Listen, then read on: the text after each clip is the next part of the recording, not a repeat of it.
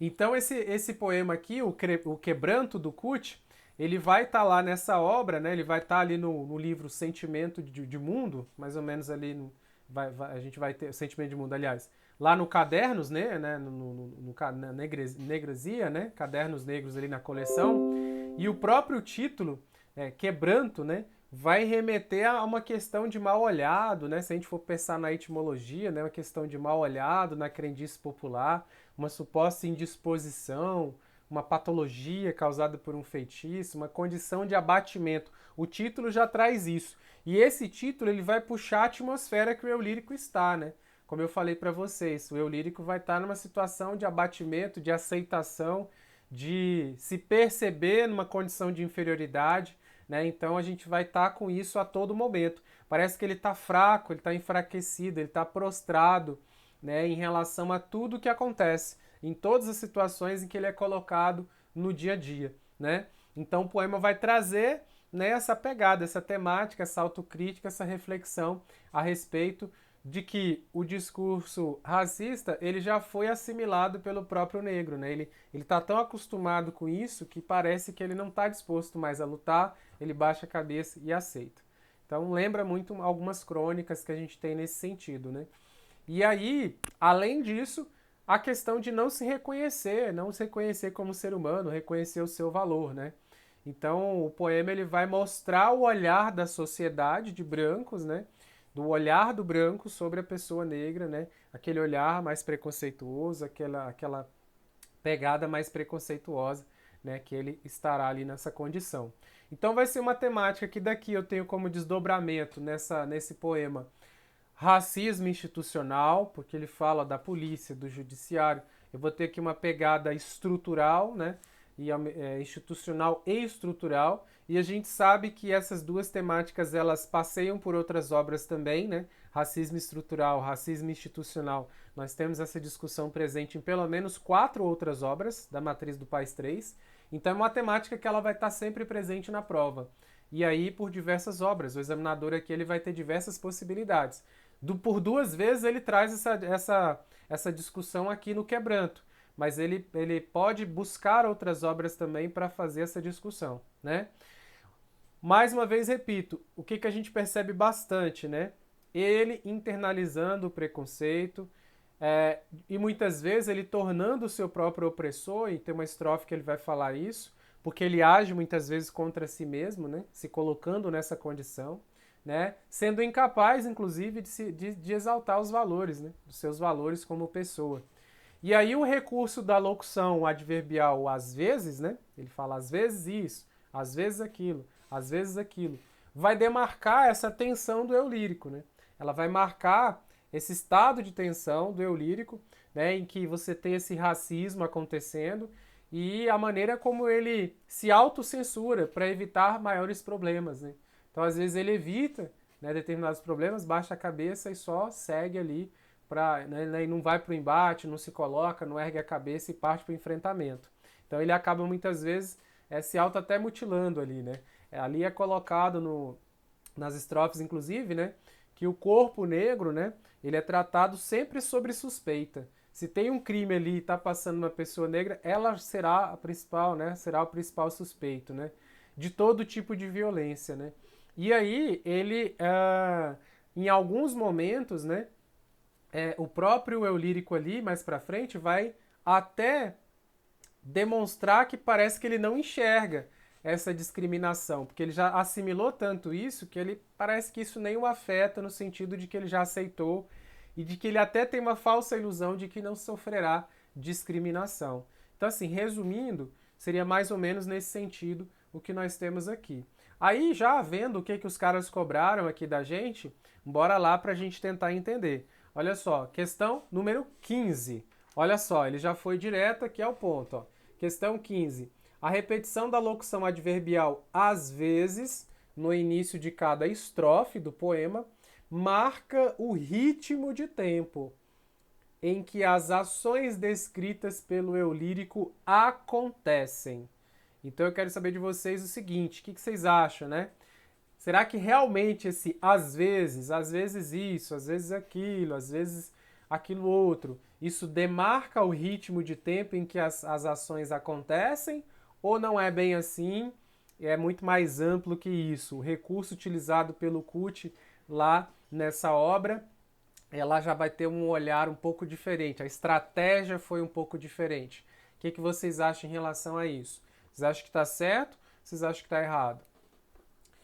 Ó, ele coloca lá, por exemplo, ó, às vezes eu sou o policial que me suspeito. Aí na sequência ele fala, às vezes eu sou o porteiro, não me deixando entrar em mim mesmo. E às vezes eu sou o meu próprio delito, o corpo de jurados, a punição que vem com o veredito. E aí ele traz uma outra, por exemplo, às vezes eu sou o amor que me vira o rosto. Então ele vai trazer esse às vezes em diversas circunstâncias, né? Em diversas circunstâncias. Então, aqui a questão de prova, ela fala que a repetição do às vezes, ela demarca o ritmo de tempo, tá? E aí que o item, a Sofia até tá colocando pra gente, né? As palavras têm mais de um significado que vale para às vezes. Então, às vezes pode ser muito além do que simplesmente demarcar o ritmo de tempo, né? E é isso mesmo, tá? Aqui, ó, o item, a banca traz pra gente, ó, como errado esse item aqui, tá? Ela traz como errado esse item aqui, principalmente porque, se a gente for olhar a estratégia que ele utiliza para trazer o às vezes, ele está trazendo muito as circunstâncias, ele está transitando pelas circunstâncias e, ao mesmo tempo, também trazendo a gente pode olhar também como sendo uma certa frequência, né? Certa frequência isso acontece, certa frequência. Eu até poderia entender como demarca o ritmo de tempo, mas eu acho que vai muito mais além, né? Quando ele coloca ali, às vezes isso acontece, às vezes isso acontece, na verdade, é uma forma também do eu lírico colocar o seguinte: ah, não é sempre, é só às vezes. Isso não acontece comigo o tempo todo, não. É só às vezes. Sabe, querendo se enganar, mais ou menos no sentido de, olha, é só às vezes acontece assim, às vezes acontece assim, né? Não é toda vez, é só às vezes, é só de vez em quando. É igual a gente tem a discussão na Lei Maria da Penha, né? Nas outras obras que vão fazer essa discussão, lá no 2 e no 3 aqui também.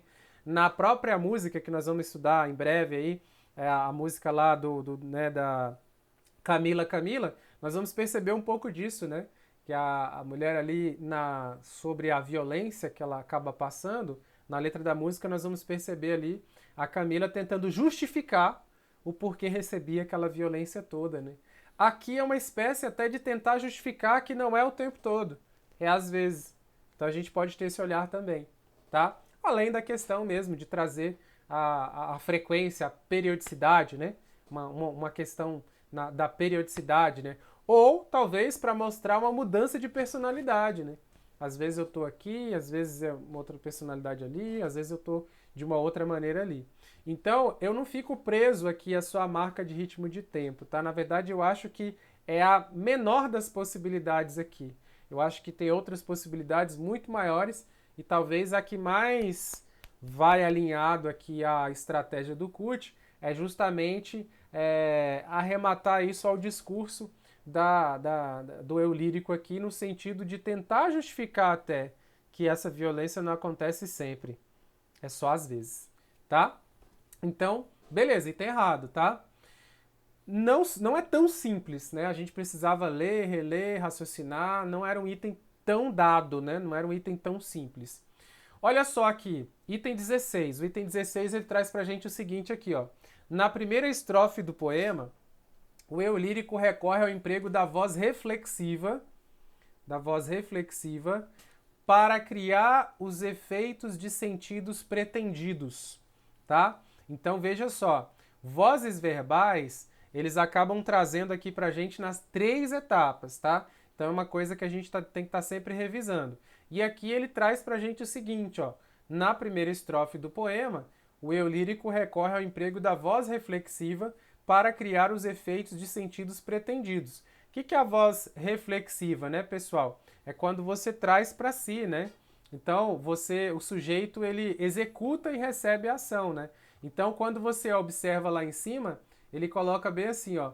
Às vezes sou o policial que me suspeito, me peço documentos e mesmo de posse deles me prendo e me dou porrada.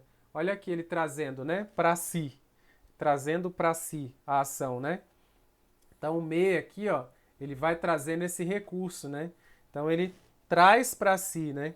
Então é mais ou menos a estratégia, é o que a estratégia que o CUT utiliza, né? Então às vezes eu sou o policial que me suspeito, ó, então aqui, ó a reflexão aqui, ó, me suspeito, me peço documentos, me prendo, me dou porrada, né? Então é isso mesmo, né? Ele tenta utilizar isso como recurso para fazer essa reflexão, né? De trazer para o eu lírico, né, essa situação toda, né? Então, às vezes eu me vejo fazendo isso, às vezes eu me vejo sabotando, né?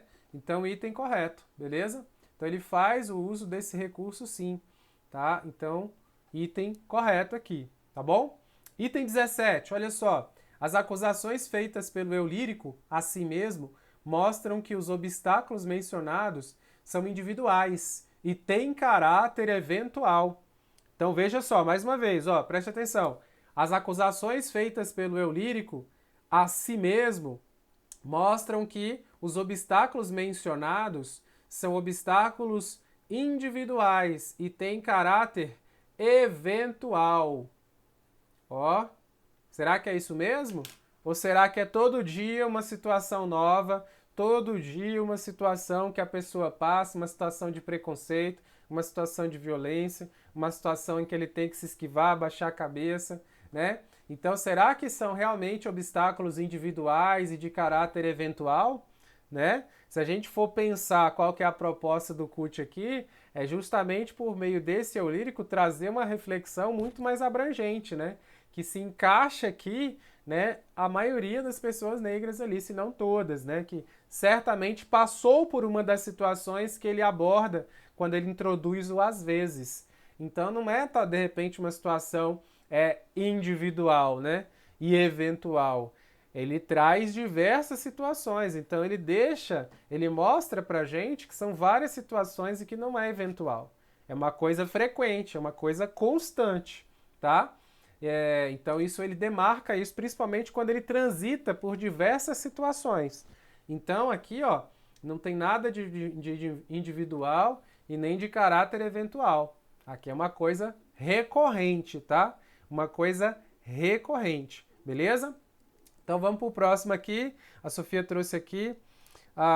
Mas ao usarem as palavras, ele tenta demonstrar de forma que eles baixam a cabeça. Sim, baixa a cabeça. Sim, ele traz isso, né? Principalmente em alguns momentos ali, ele coloca, né? Que a pessoa meio que aceita, se sabota.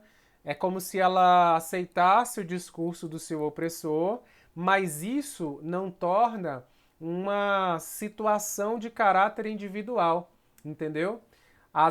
Porque olha só o que o 17 traz. As acusações feitas pelo eu lírico a si mesmo mostram que os obstáculos mencionados são individuais e têm caráter eventual. Na verdade, esses obstáculos que ele colocam são obstáculos que, num primeiro momento, é do eu lírico, mas num segundo momento a gente percebe que é de toda a população negra, né?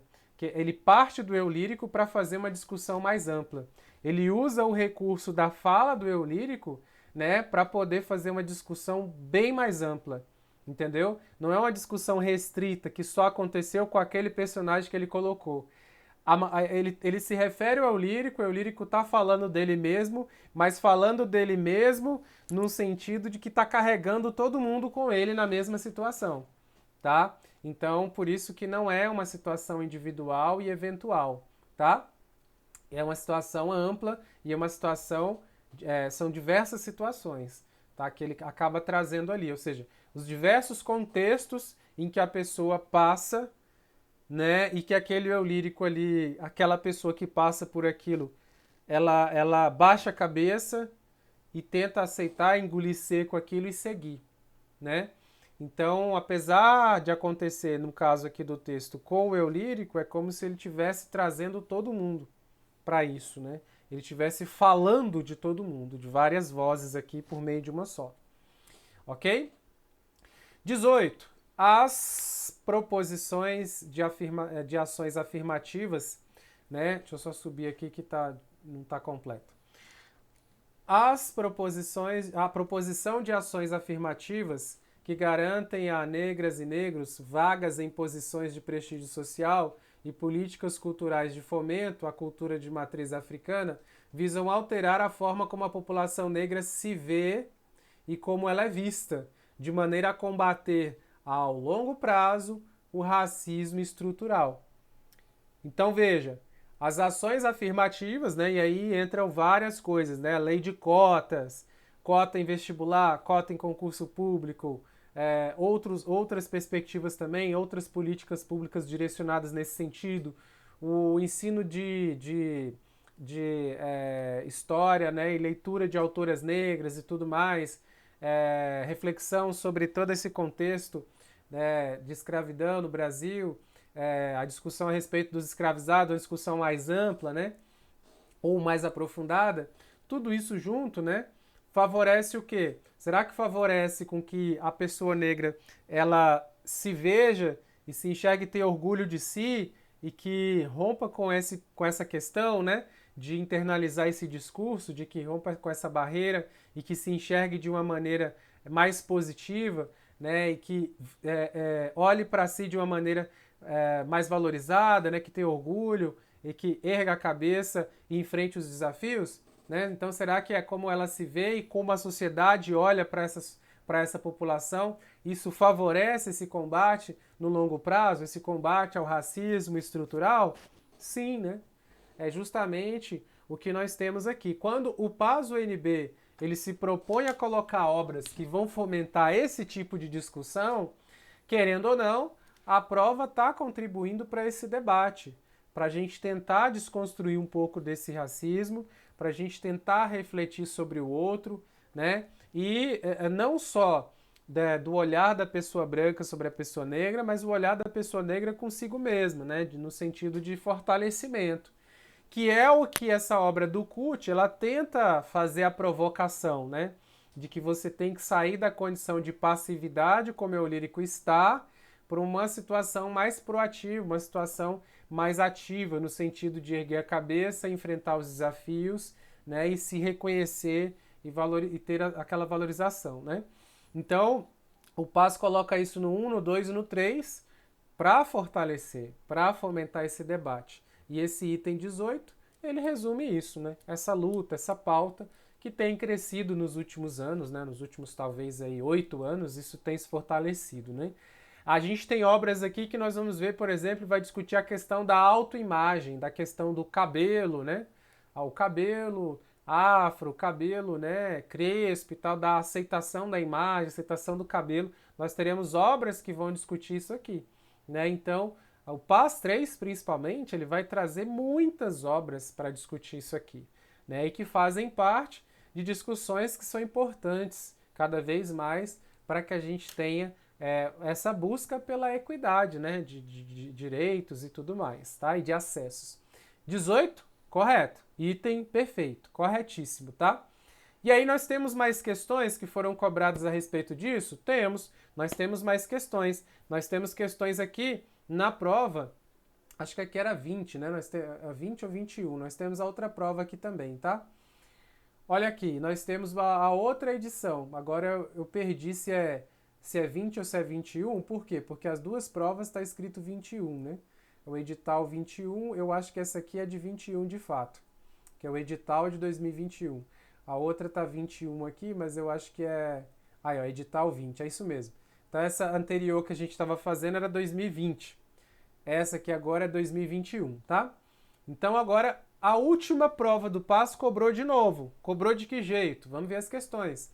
Ó, eles trouxeram um trecho também, aquele trecho inicial, né? Às vezes sou o policial que me suspeito, às vezes sou o porteiro, às vezes sou o próprio delito.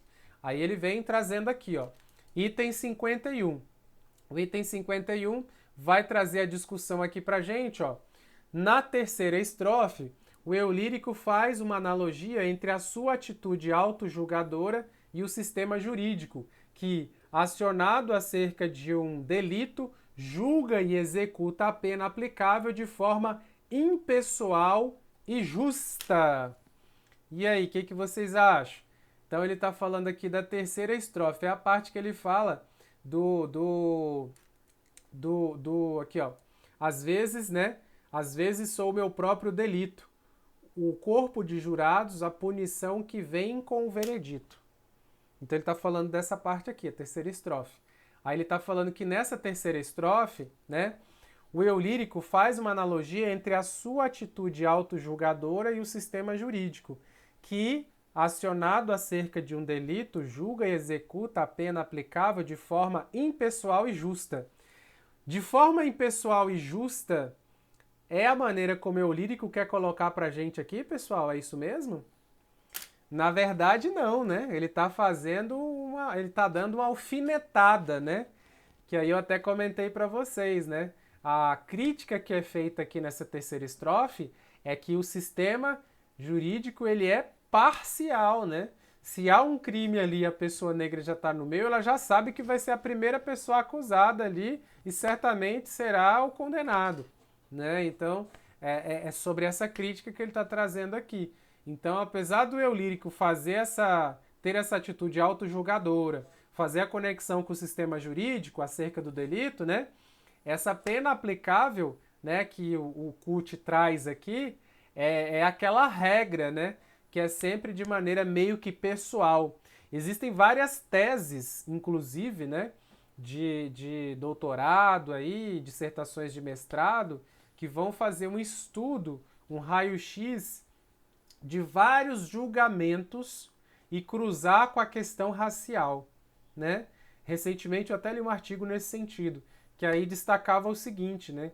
Que mais ou menos uns 5 a 10% dos casos a pessoa envolvida ali, condenada, né? Ela tinha uma reincidência, ou seja, era uma pessoa que realmente estava ligada a alguma facção e cometeu um crime anterior. No geral, uns 80% não tinha crime algum. E no geral também, vários casos desses foram detectados depois que na verdade se tratava de engano, que não era a pessoa. Não era a pessoa que tinha cometido aquele crime. Mas, né, vamos lá, vamos buscar um culpado, vamos achar alguém que se enquadra nas características e vamos enquadrar. Então, assim, a gente tem várias teses que vão discutir essa questão de uma certa parcialidade do judiciário ou uma falta de preocupação quando envolve a pessoa negra lá como réu ali, né? Como réu ali da ação. Ou seja, várias teses vão apontar que é uma diferença no tratamento de quando a pessoa tem mais, tanto na questão econômica, quando a pessoa tem mais grana ou menos grana, e quando a pessoa tem a diferença de pele, né? Se a pessoa é branca ou se a pessoa é negra. Várias teses vão defender e comprovar essa parcialidade. E é a respeito disso que o CUT quer trazer. São todos os casos? Claro que não, mas temos casos nesse sentido, em muitos casos. E aqui me faz lembrar também uma das obras que vocês têm na matriz, que é a obra A Exceção e a Regra, do Brecht. Lá nós teremos um julgamento, se der tempo a gente fala sobre isso hoje ainda, nós teremos um julgamento lá de um comerciante e tem os funcionários, e aí o comerciante mata o funcionário e no final vai ter o julgamento. E o julgamento ele é todo parcial. Então me faz lembrar muito essa questão aqui, só que no caso lá da peça, isso vai estar muito atrelado à questão de posição social, questão financeira, né? Questão de renda econômica, e não a respeito da questão racial. Mas lembra muito essa questão da parcialidade, tá? Beleza, item errado, né? Pessoal e justa, igual a Sofia falou, quem dera, né? Quem dera, certo? Então essa questão de impessoal e justa, quem dera, ele está cutucando aqui que na verdade é o contrário. É sempre a pessoa negra que é culpada, né? Eu já sei que eu serei o culpado, então eu mesmo me culpo já aqui. 52. Olha só, a primeira estrofe do poema faz alusão aos fatos de policiais com base em critérios subjetivos e sem os devidos processos legais transformarem cidadãos em suspeitos e suspeitos em alvos de atos violentos. E aí, pessoal? Qual que é a primeira estrofe? É aquela que fala, né, que sou policial que me suspeito. Ó. Às vezes sou policial que me suspeito, me peço documentos e mesmo de posse deles me prendo e me dou porrada. Ou seja, mesmo com os documentos, entregando os documentos, obedecendo a autoridade policial, eu ainda apanho. Isso acontece com certa frequência com quem? Com a pessoa negra. Então é a crítica que ele quis trazer aqui, né? E aí, olha só, 52. A primeira estrofe do poema faz alusão ao fato de policiais com base em critérios subjetivos, né? E sem os devidos processos legais, ou seja, sem dar direito de resposta, né? Para a pessoa que está lá do outro lado, transforma cidadãos em suspeitos e suspeitos em alvos de atos violentos, ou seja, é aquela ação truculenta da polícia, né? É a ação truculenta da polícia, que o critério que eles utilizam, por que ele fala subjetivo, pessoal? Porque na verdade não tem uma explicação, né? Não é um critério técnico, não é um critério, não é o mesmo critério, né? É uma coisa muito subjetiva, que você não consegue entender o porquê, né? Na verdade, às vezes a gente até pode caminhar e entender que sim, né? Por se tratar de uma pessoa, né, que vai ter às vezes menos poder aquisitivo, mais simples, ou por estereótipo, ou por ser pessoa negra mesmo, né? Então, o item está correto, tá? Então, aqui a questão, aquela primeira estrofe, ele vai falar da abordagem truculenta da polícia, né? Que mesmo de posse dos documentos, me prendo e me dou porrada. É isso que eu recebo, né? Esse é o meu cotidiano. É isso que ele quer trazer lá na primeira estrofe, tá? E aí, o item correto. Bora pro 53. O 53 vai trazer o seguinte aqui, ó. Da segunda estrofe do poema, depreende-se que todos os cidadãos têm o direito de ir e vir garantido, cabendo ao indivíduo a liberdade de escolha dos espaços sociais que deseja frequentar. Então, da segunda estrofe, o cidadão tem o direito de ir e vir garantido e a sua liberdade de escolha de frequentar os espaços sociais que quiser. Vamos lá na segunda estrofe para ver? O que diz a segunda estrofe? Às vezes, sou o porteiro, me deixando entrar não me deixando entrar em mim mesmo, a não ser pela porta de serviço. Sabe aquela história, né? Ó, é pessoa de cor? Não, então não pode entrar por aqui. Ah, é funcionário, é empregado, não pode entrar por aqui, tem que ser só pelo elevador de serviço. Eu já ouvi dizer, né, que em alguns casos e alguns tribunais, inclusive, isso não envolve necessariamente questão racial, mas em alguns tribunais, inclusive, tem elevadores que é exclusivo do desembargador. Então, só o desembargador pode usar. Uma pessoa comum, um funcionário comum da repartição, não pode usar. Então, a gente tem esse tipo de coisa até hoje, né? No passado, nós tínhamos a questão, né, do banheiro. Ah, tem que ser um banheiro para as pessoas de cor, né? Entre aspas. Não pode ser o mesmo banheiro da pessoa branca. A questão de frequentar os espaços, ter acesso a estudo, ter acesso a posses, né? Nós sabemos que no processo aí, nos processos finais ali da questão da abolição, né? A gente tem ali uma virada, né? Em que as pessoas elas são colocadas meio que jogadas ali no meio urbano, né? Mas sem uma política pública para poder fazer um acolhimento e as pessoas sem poder, por exemplo, fazer aquisições, né? Aquisição de uma posse, de alguma coisa. Esses direitos eles foram melhorando com o tempo, mas até hoje nós temos situações ainda que precisam melhorar, situações em que ainda acontecem, né? Então, quando ele fala, às vezes eu sou o porteiro que não me deixo entrar em mim mesmo, e a não ser pela porta de serviço, é uma situação também, né? Que às vezes ainda faz parte do nosso cotidiano. E aí o item lá, ele está falando aqui, ó, da segunda estrofe do poema, depreende-se de que todos os cidadãos têm o direito de ir e vir garantido, cabendo ao indivíduo a liberdade de escolha dos espaços sociais em que deseja frequentar. Lá deixa claro que não, né? Porque ele sabe que se ele é de cor, se ele tem um poder aquisitivo menor, ele não pode frequentar os mesmos espaços muitas vezes. O próprio Eurílico reconhece isso, né? Então, o item aqui, ó, pessoal, o 5.3 aqui, tá errado, né? Esse direito de ir e vir, ele não é garantido, né? Ele não está ali garantido conforme a Declaração Universal dos Direitos Humanos e o artigo 5º, né? Esse direito de ir e vir, ele está meio que restrito. É o que é colocado lá na segunda estrofe, né? Ele não tem essa liberdade toda, não, senão ele entraria por onde ele quisesse ali, né? 54, para a gente encerrar aqui essa obra do Kut, ó. 54 nós temos o seguinte, com base no poema e nas teorias sociais a respeito de identidade, representação e participação política, é correto afirmar que as políticas públicas de combate ao racismo devem o quê? Tá? Então vamos lá, devem o quê? Aí vamos lá. Garantir à população negra não só o acesso a direitos, mas também incentivar a representação dessa população em posições sociais valorizadas, ainda ocupadas majoritariamente por pessoas brancas? Interessante essa letra A. Bora ver a letra B.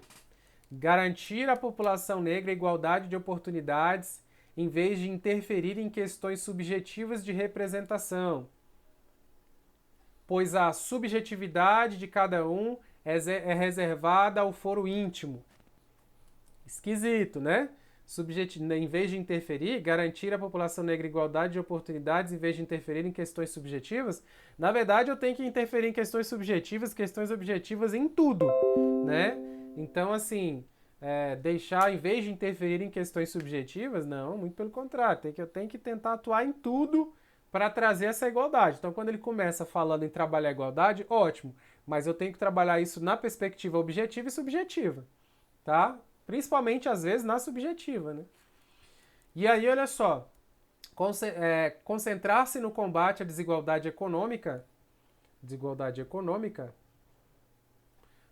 pois o racismo é derivado, sobretudo, da divisão social, do trabalho e da má distribuição de renda. Pessoal, o racismo é derivado da desigualdade econômica? Será que é isso mesmo? A origem do racismo é pela desigualdade econômica? Não, né, pessoal? Claro que isso influencia, né? Mas a gente sabe que é uma questão de tonalidade de pele e tudo mais, né? E não só a questão econômica, a origem não é essa. Isso agrega, né? A questão racial e a questão econômica agrega ainda mais, né? Prejudica ainda mais. Mas ele falar que o foco para combater o racismo é concentrar no combate à desigualdade econômica, a gente pode ter, por exemplo, a pessoa negra que tem um poder aquisitivo melhor e ainda assim sofrer racismo.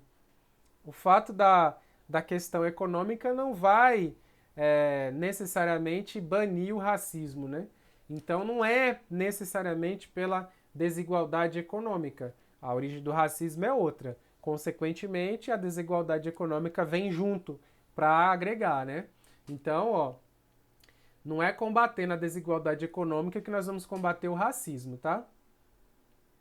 E a letra D, dedicar-se a ofertar serviços públicos de qualidade sem intervir em questões individuais de autoestima. Ó, ofertar serviços públicos de qualidade sem intervir em questões individuais de autoestima, que não são de exclusivo interesse pessoal do indivíduo, isso aqui vai favorecer o combate ao racismo, pessoal? Ofertar serviço público de qualidade sem intervir em questões de autoestima vai melhorar o racismo? Não, né? Não necessariamente, com certeza não, né? A não ser que seja uma política muito direcionada nesse sentido. Mas aqui só melhorar serviço público no sentido amplo, eu posso impactar em nada em questão do racismo, né? Então, não está relacionado a isso, certo? Então, se a gente for olhar aqui, o que mais está bonito, adequado com o discurso de combate ao racismo na perspectiva de políticas públicas é a letra A, né?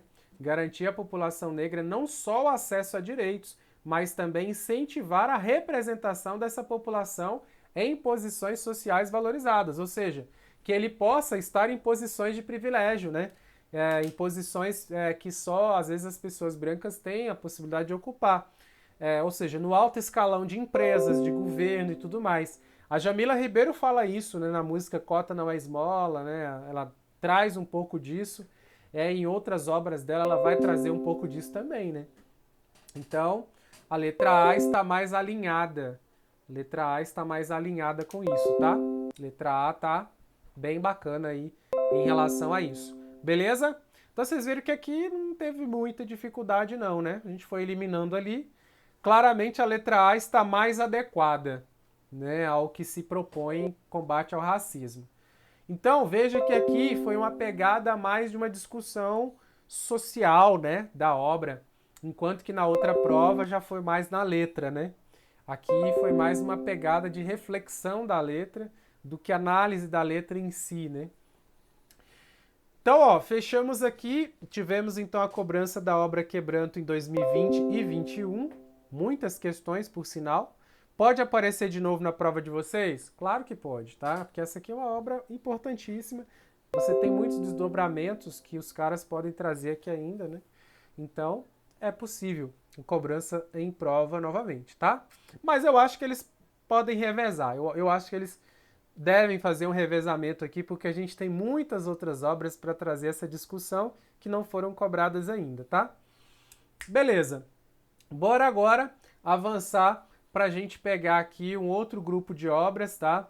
Vamos agora ver se dá tempo aqui, 10h30, temos alguns minutos ainda para poder resolver algumas provas. Deixa eu pegar aqui, deixa eu buscar aqui, deixa eu só localizar, eu acho que é nessa prova aqui. Deixa eu puxar aqui.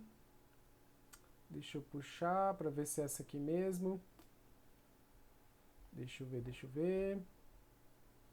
Deixa eu ver se é na de 2020 mesmo. Isso. Exatamente. Ó, eu quero falar para vocês agora da nossa obra de teatro, né? A nossa representante aqui da arte cênica aqui, a obra Exceção e a Regra, né? A Exceção e a Regra, do Brecht, Bertolt Brecht. Tá? Nós temos aqui na prova de 2020 a cobrança. Na prova de 2021 eles trouxeram a outra obra, né? São duas obras que nós temos. E aí eu escolhi aqui a de 2020 para a gente começar, para a gente falar um pouco dessa obra aqui, para a gente entender um pouco, tá? Essa obra aqui, A Exceção e a Regra, eu não sei se vocês já deram uma olhada nela. Até coloque aí para mim se vocês já estudaram, se alguém já deu uma olhadinha nela. Nas obras de teatro ali são duas, tá, pessoal? E o custo-benefício de estudo delas, eu sempre falo, é o melhor possível. Por quê? Nós só temos duas, toda vez pelo menos uma vai cair, às vezes as duas podem cair e as questões são tranquilas, costumam ser muito tranquilas, tá certo? Então, o que nós temos aqui?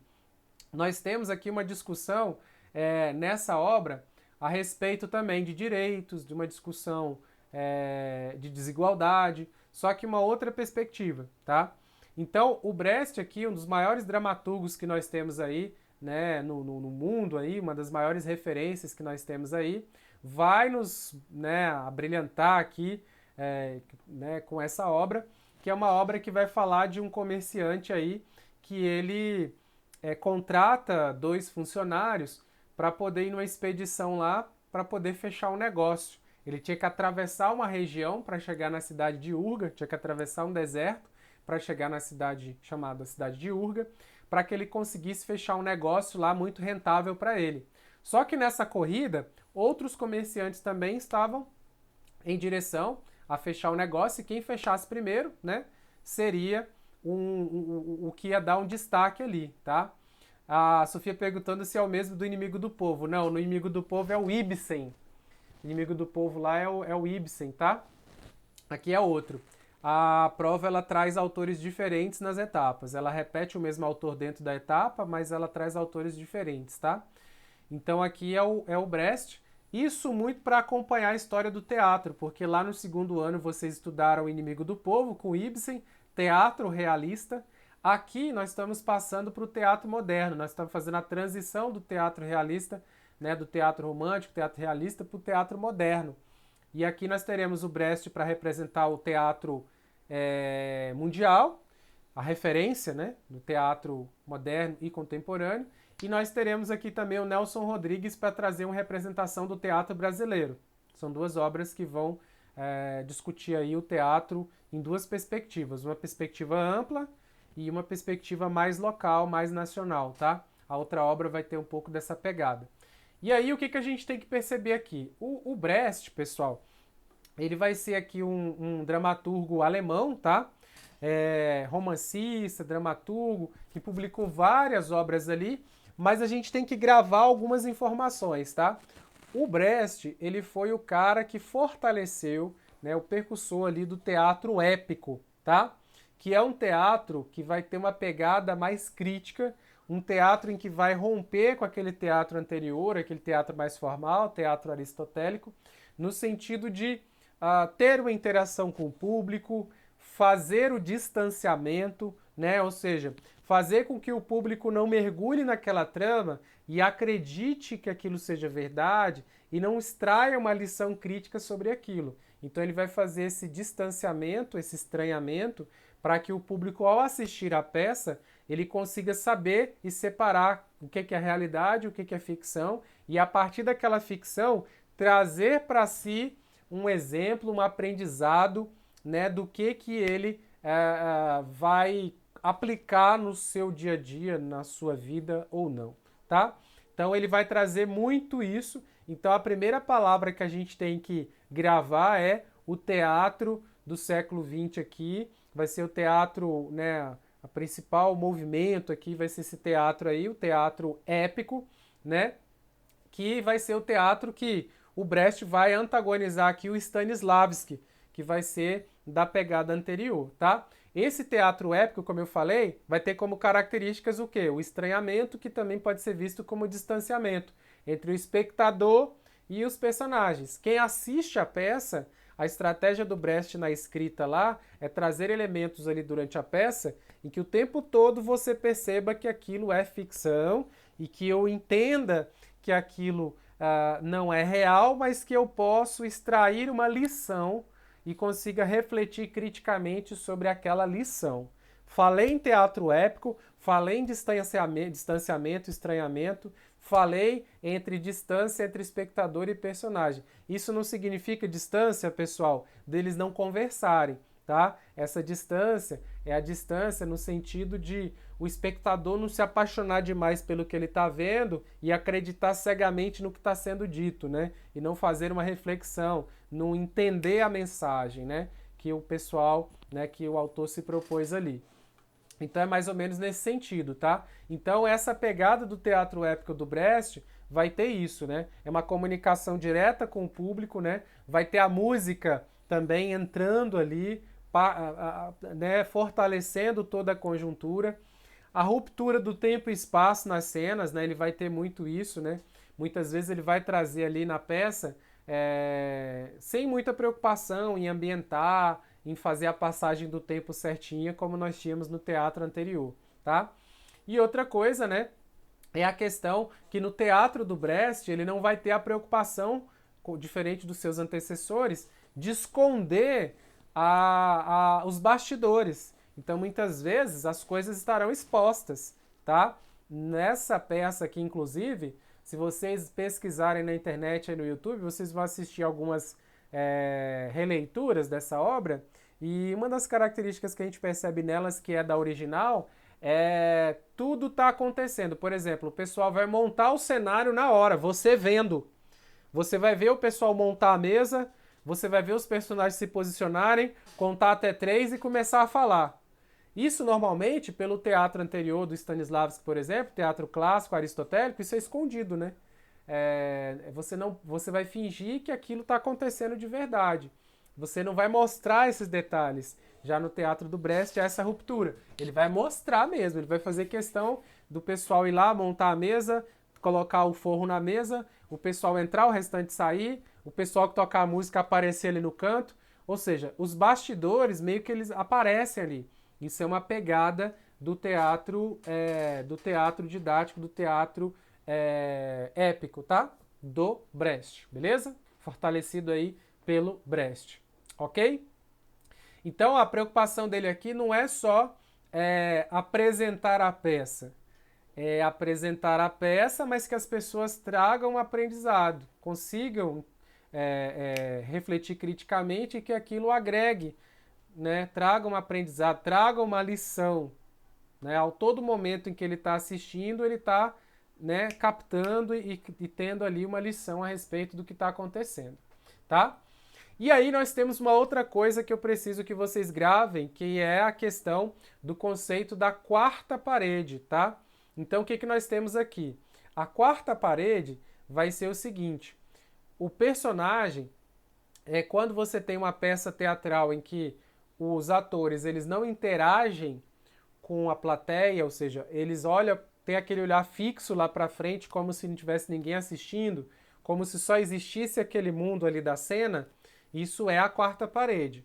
Quando você rompe com a quarta parede, né, você vai ter ali uma interação com o público. Você vai ter ali em alguns momentos a questão da interação com o público. Então aí ocorre a ruptura da quarta parede, que é essa barreira dos atores com o público. Quando há essa interação, há a quebra da quarta parede. Quando não há interação, existe a quarta parede em si, tá? Isso nós já temos desde o primeiro ano uma peça que há essa ruptura. Lá na peça da Advogada que Viu Deus do primeiro ano, lá que vocês estudaram, ela é uma peça em que ela faz o uso do recurso aí da quebra da quarta parede, tá? E aqui é um conceito que ele vai ser retomado. Ele será retomado aqui nessa peça, tá? Então vai ser uma peça escrita entre 1929 e 1930, que é a peça que, sim, ó, o Francisco lembrando, né? O Deadpool lá, ele quebra a quarta parede. Total, acho que você citou, Francisco, um exemplo perfeito de quebra da quarta parede. A quebra da quarta parede, ela não acontece só no teatro, ela pode acontecer no cinema, no desenho animado. Por exemplo, quando você tem ali um Maluco no Pedaço, Todo Mundo Odeia o Chris, essas séries de comédia, é muito natural acontecer essa quebra também, tá? Eles olharem fixamente para a câmera como se estivesse olhando para você e perguntando sua opinião. Ou olhando para você concordar com o que ele fez. Isso é a quebra, né? E no filme lá do Deadpool a gente tem isso demais, né? Do Deadpool lá a gente tem isso acontecendo bastante mesmo. Existem outros filmes que os caras fazem, né? No cinema isso é um recurso que alguns filmes trazem. Isso para meio que fazer uma brincadeira, né? Trazer uma brincadeira ali para a composição. Nessa obra aqui, então, nós teremos 14 personagens ao todo, sendo que, na verdade, apenas o comerciante, o guia e o carregador de malas, que vai ser chamado de cule, é que são os principais, assim, são os que ficam quase que toda a trama, né? No final, nós teremos a mulher do carregador, nós teremos o juiz, mas assim, os três personagens principais, assim, na trama quase toda, vai ser o comerciante e os seus dois funcionários, tá? Então, dos 14, só 3 ali que vão ficar praticamente a trama toda, tá? Vez ou outra uma aparece e sai, mas esses 3 é que ficam ali quase que do início ao fim, tá? A peça ela vai ser composta de 9 cenas, tá? São 9 cenas, e aí em cada cena dessa nós teremos um acontecimento. Então nós teremos lá no início da peça o prólogo, que seria a apresentação e a fala dos atores. No caso dessa peça, no início da peça os atores vão entrar em cena, alguém vai explicar o que vai acontecer, vai narrar ali, o comerciante com os funcionários vão em direção à cidade de Uga. Aí nesse momento entra todo mundo. Aí o pessoal entra e aí começa a peça. Então, mais um momento dessa questão do teatro didático, né? Dos atores aparecerem, falarem o que vai acontecer, saírem e depois começar a peça. Então a peça começa, vai ter o prólogo, vai ter a apresentação, vai ter a fala dos atores. Aí a cena 1 vai ser a corrida no deserto, que é esse comerciante. Esse comerciante, para chegar até essa cidade de Urga que ele não conhecia, ele contrata um guia e um carregador de malas. Esse carregador de malas vai ter o nome de Cule, tá? E aí, ele vai e contrata essas duas pessoas, né? Ele contrata essas duas pessoas.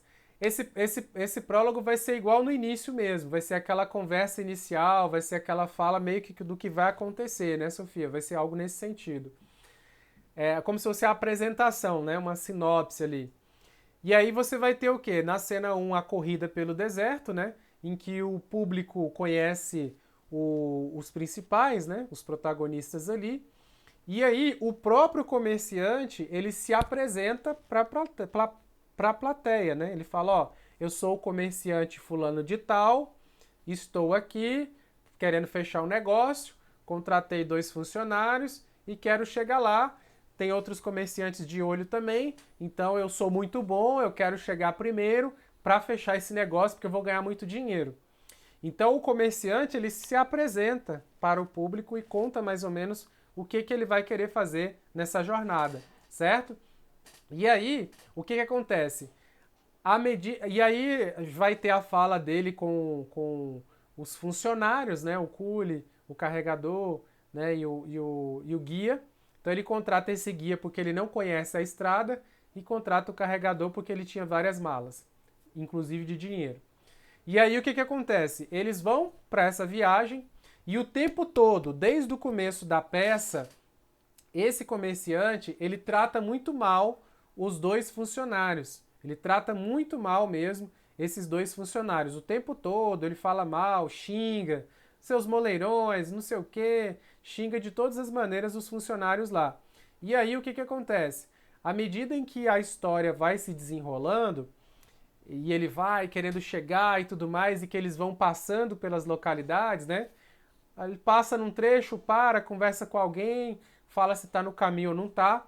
Num dado momento, eles param numa barreira policial. E aí o comerciante pergunta para os policiais se vai ter mais barreiras policiais pela frente, se vai ter mais segurança pela frente. E os policiais falam que ali é a última barreira. Não vai ter mais policiamento mais para frente, né? E aí o comerciante ele já fica meio preocupado, porque ele fala, poxa, já vai começar a ficar perigoso, né? Porque todo mundo tá correndo contra o tempo para chegar lá, um querendo passar a perna no outro, e eu tô com 2 pessoas que eu não conheço. Elas sabem que eu tenho muito dinheiro, vai que esses caras resolvem fazer alguma coisa comigo para ficar com o dinheiro, né? Ou vai que essas pessoas são contratadas pelos meus concorrentes para poder sumir comigo no meio do caminho. Então ele começa a ficar meio neurótico, ele começa a ficar meio preocupado com os 2 funcionários, com medo de levar um golpe desses 2 funcionários. Ele começa a achar que ele vai receber um golpe desses funcionários, principalmente quando eles passam dessa barreira policial. E aí, a todo momento, os diálogos ali entre eles, né? A todo momento nós temos o diálogo entre eles, e quanto mais o tempo vai passando, mais ele vai ficando desconfiado. Só que ele estava maltratando esses funcionários antes da barreira policial. Depois da barreira policial, que ele começa a ficar preocupado e até mesmo com medo deles, ele passa a tratar o pessoal bem. Passa a tratar o pessoal bem até demais. E aí, os funcionários até começam a desconfiar, né? Porque num dado momento ele estava todo, né, brigando, xingando, ele até bate no cule. E o cule, ele tem o carregador de malas, o cule, ele é todo passivo, assim, ele tem medo, ele abaixa a cabeça, obedece, o tempo todo ele tá com medo, sim senhor, não senhor, né? O guia já era um cara um pouco mais safo, assim. Aí o que acontece? Mais pra frente, o guia ele é despedido, né? Há um desentendimento desse comerciante com o guia, e aí num dado momento eles param num lugar e o cara ensina, dá algumas dicas da rota, e ele entende que ele nem precisa mais do guia. E aí ele tem um desentendimento com o guia, porque ele começa a desconfiar ali do guia, porque ele fala pro guia que ele está desconfiando do cule, e aí ele pede ajuda do guia, né, para poder verificar lá se o cule ele realmente é um cara confiável ou não. Eles têm um desentendimento, ele manda embora o guia. Paga o salário, manda embora o guia e fica só com o cule. Aí ele segue viagem somente com o cule vai ficando meio preocupado. Eles têm uma discussão na travessia de um córrego, né? Porque ele manda o cara atravessar, o cara fala que vai afogar, começa a afogar. E aí ele volta meio que querer maltratar o funcionário, né? E aí mais pra frente, num dado momento em que eles param, o guia, ele deu um cantil de água pro cule, porque ele sabia que o cara ia talvez querer maltratar o funcionário de novo, e lá não ia ter água nesse deserto. Cada um tinha seu cantil, mas como o guia ia embora, ele resolveu doar o cantil dele pro cule, e aí o cule escondeu. Porque se caso patrão tomasse a água do funcionário, ele teria um reserva. E aí é que foi o problema, né? Porque num dado momento acaba a água meio que do patrão lá e ele começa a reclamar e tudo mais. E aí ele já arruma a arma, põe na cintura e já fica preocupado, neurótico. Ele resolve, o patrão resolve falar que tá sem água, tá precisando de água e tal. E aí o funcionário resolve tirar um cantil de água, o reserva, doar essa água para o patrão. Né? Ele tinha tanta dó, ele era tão passivo assim, então, que ele resolve doar essa água para o patrão. Quando ele leva o cantil para doar essa água para o patrão acha que ele vai matar, que ele tá com a pedra para atacar na cabeça do patrão. O que o patrão faz? Pega o revólver e mete bala no funcionário. Tá? Então ele mata o funcionário porque ele achou que o funcionário ia matá-lo com uma pedrada, e na verdade era um cantil de água, tá? Praticamente aqui eu contei para vocês 90% da história. É isso. Ele mata o funcionário. Por engano, né? Ele acha que o funcionário vai matar ele, então ele quer antecipar e mata o funcionário primeiro, sendo que o funcionário, na verdade, foi com dó dele e queria dar um cantil de água para ele. Resumindo, o que acontece depois? O comerciante chega na cidade, vai ser julgado pelo que aconteceu. E aí a viúva do cule, do funcionário, né, entra na justiça e tal, quer indenização, quer os direitos todos, quer o patrão preso. E aí vai acontecer o julgamento. Praticamente a etapa final da peça vai ser o julgamento do comerciante. E aí o juiz ouve o comerciante, ouve as testemunhas, todo mundo que conversou, que teve contato com eles é convocado para falar. E no final, o que acontece? O juiz, ele inocenta o patrão, né, o comerciante. Com qual argumento? A todo momento as testemunhas deixam claro que o patrão era maldoso, maltratava o funcionário, e que ele matou de fato. E ele confessa que matou, que foi agressivo com o funcionário. Mas o juiz, por saber que ali se tratava de uma pessoa que tinha dinheiro, qual que é a justificativa que ele traz na sentença? Ele traz a seguinte justificativa. Uma pessoa que tem dinheiro teria todos os motivos para desconfiar de um funcionário. Então, pela regra, a lógica e a regra vai colocar que o funcionário teria todos os motivos para matar um patrão, porque ele é pobre e o patrão é rico. E o patrão teria todos os motivos para desconfiar de um funcionário por conta disso. Ou seja, se tem uma vítima aí, a vítima sempre vai ser o patrão, porque ele sempre vai ser alvo de alguém. Essa é a justificativa do juiz. E aí o juiz inocenta o patrão por conta disso. Ele fala, olha, não, ele tem toda a justificativa, né? Diante da conjuntura, da situação econômica, ele tem todos os motivos para desconfiar. Então foi o quê? Legítima defesa. Legítima defesa. Então isso pega de surpresa todo mundo e a peça, ela termina mais ou menos por ali, né? E aí vai ter um canto final entoado, né, pelos atores, no finalzinho, né, uma retomada, justamente para fazer a reflexão final a respeito do que acontece. Qual que é o título da peça? A exceção e a regra, né? Pessoal, a regra, o juiz coloca, né, que a regra é que o patrão sempre deve desconfiar do funcionário e tem todos os motivos, então, para ter essa desconfiança. O que seria a exceção aqui, né? Ele ser tratado pelo funcionário com honestidade. Então, aqui, pela regra do juiz, a exceção é o patrão ser tratado com honestidade pelo funcionário. Qual é a regra? O funcionário querer tratar mal o patrão, querer sacanear com o patrão. Então a brincadeira que o Brecht faz com exceção e a regra é em cima da sentença do juiz, tá? E aí a Sofia já está trazendo aqui. Qualquer semelhança com o Brasil é mera coincidência. Pois é, nós temos isso aí, né?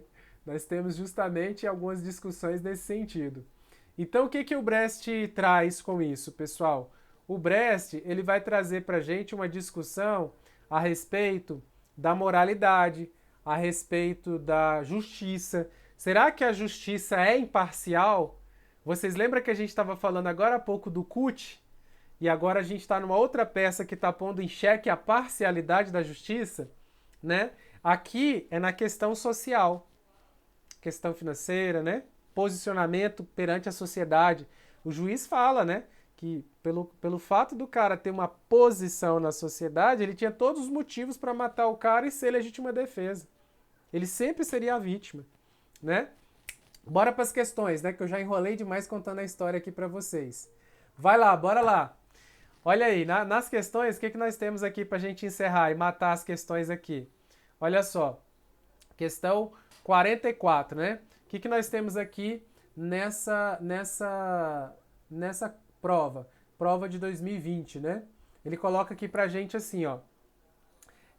Um dos temas abordados na peça Exceção é a Regra é a dominação de classes, representado no trecho apresentado nas diversas situações em que o comerciante abusa do poder para com os seus contratados.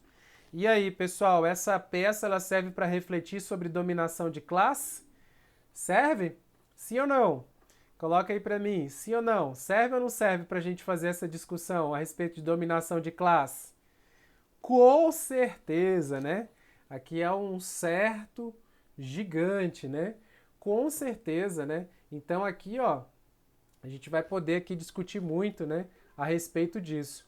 Então, claro, com certeza, tá?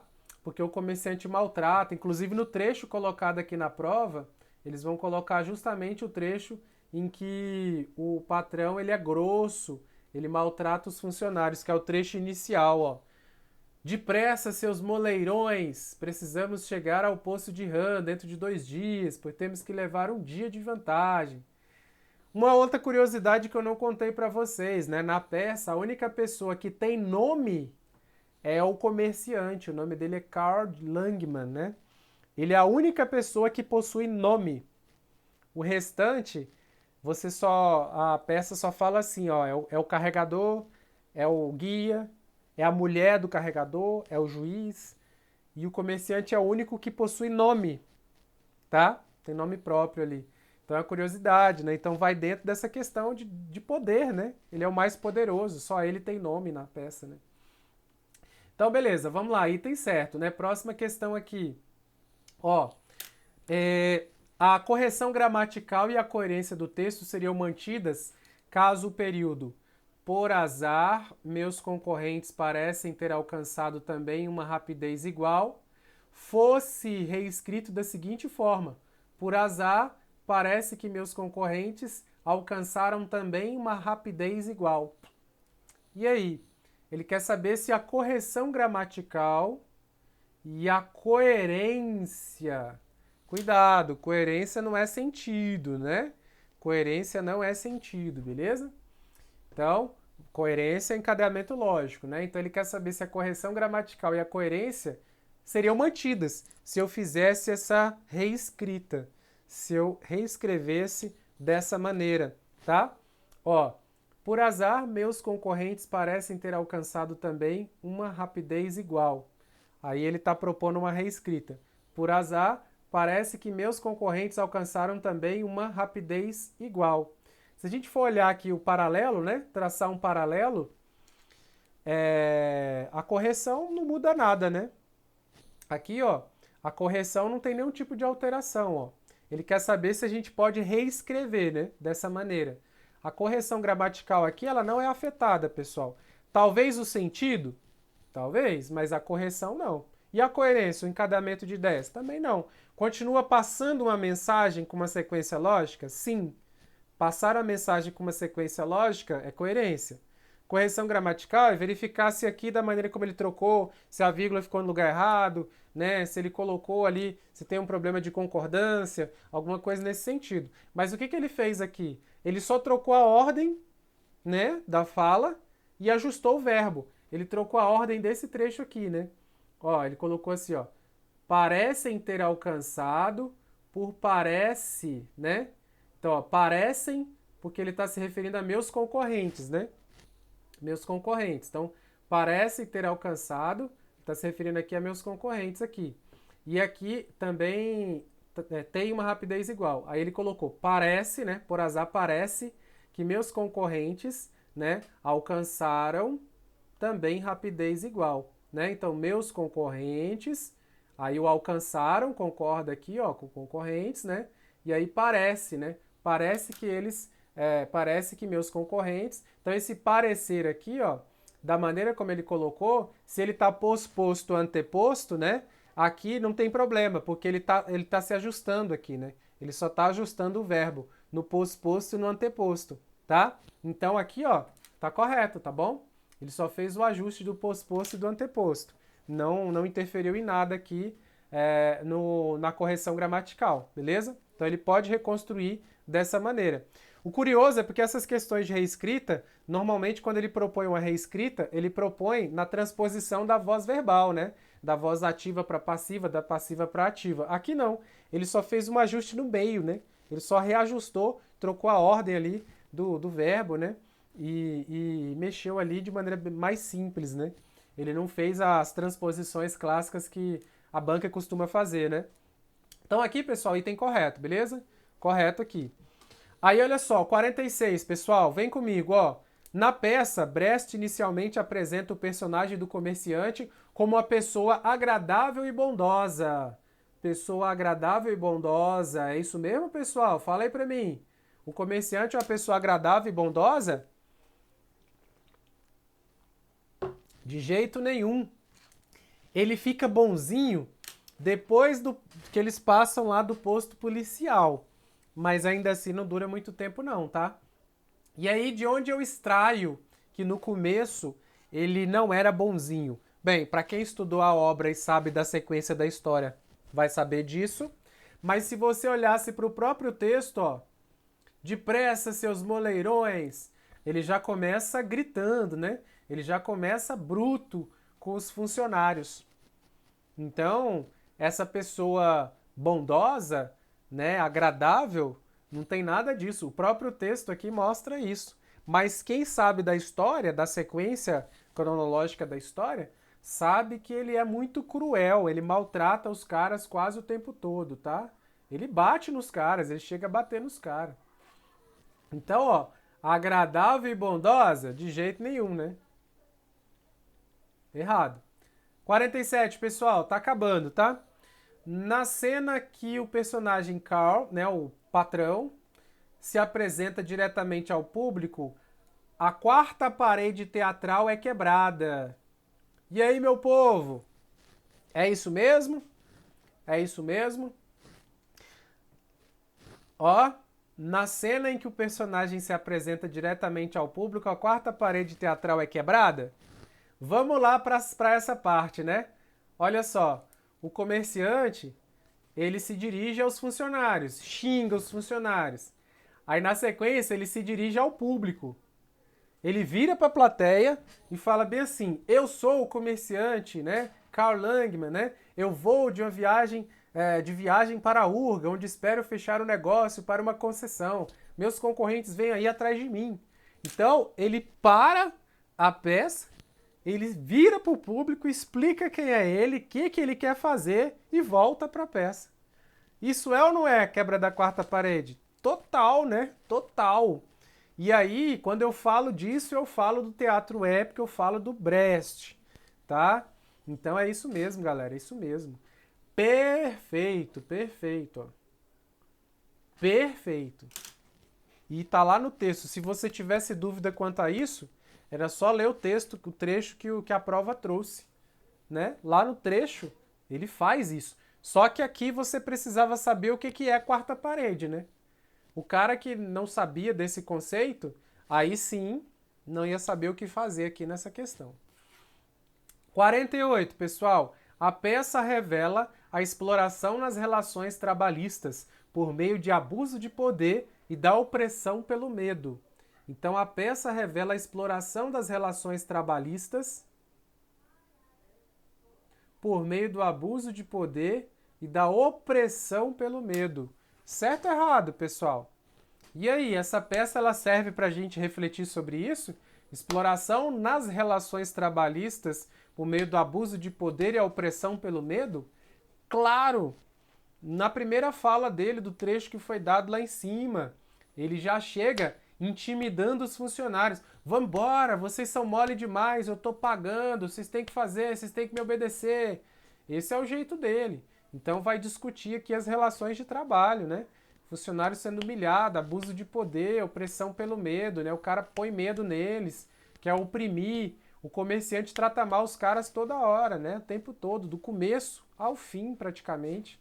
Então, lógico que essa peça ela revela a exploração nas relações trabalhistas, né? Ela serve para discutir isso, né?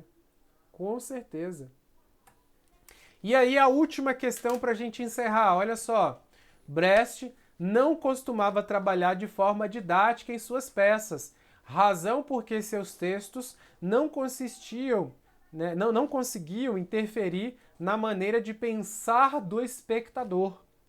E aí, galera? Ó, Brecht não costumava trabalhar de forma didática em suas peças, razão porque seus textos não conseguiam interferir na maneira de pensar do espectador. Ah, pelo amor de Deus, né, Sebras? Que é isso? Sacanagem com a minha cara, né? Brecht não costumava trabalhar de forma didática? O cara é o pai do teatro didático, como é que ele não trabalhava de forma didática, né? E aí, olha só, razão pelo qual seus textos não conseguiam interferir na maneira de pensar do espectador? Claro que não, né? Teatro épico, teatro didático tá aí para isso.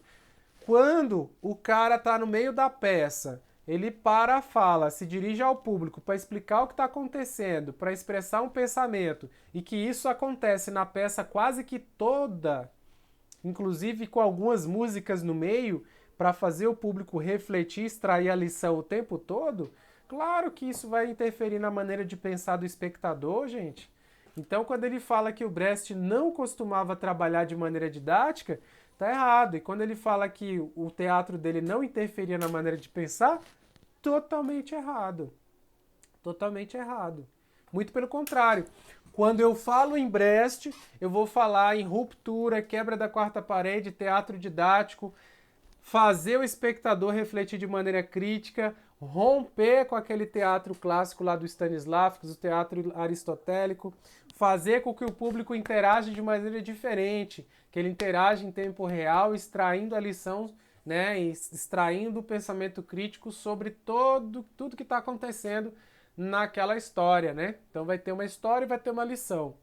O tempo todo eu quero que você entenda a lição criticamente a respeito do que está acontecendo. Então, qualquer questão que falar sobre o Brecht, vocês vão marcar certo quando for nesse sentido. Qualquer questão que falar sobre o teatro épico, vocês vão marcar que sim, se for nesse sentido, tá? Qualquer situação que falar que não vai levar para o pensamento crítico, não é o teatro do Brecht. Beleza, beleza? Foi? Conseguimos matar aí várias questões, né? Muitas questões hoje, já estou quase sem voz aqui já. Muito bom, né, pessoal? Muito bom. Então, finalizamos aqui mais um encontro, né? Resolvendo bastante questão aqui em cima das duas últimas provas, né? Então, a ideia é bater o máximo possível aqui em cima dessas provas, revisando as obras pelas questões mesmo, para que a gente chegue arrebentando na prova e vocês se acostumem, né? Com a prova aqui, né? Cada vez mais, quanto mais a gente pega a prova, mais a gente se acostuma, mais a gente aprende a estratégia da banca. E meu papel aqui é esse com vocês, né? Beleza, beleza? Então valeu, gente. Até o próximo encontro, né? Daqui 2 semanas teremos mais um encontro aí. São quinzenais, então daqui 2 semanas. E aí, mais uma sequência de obras para vocês. Provavelmente eu devo começar por alguma das obras musicais aí. Pelo menos uma nós veremos aí no próximo encontro, beleza? Obrigado por tudo. Boa semana para vocês. Finalizando aqui a gravação.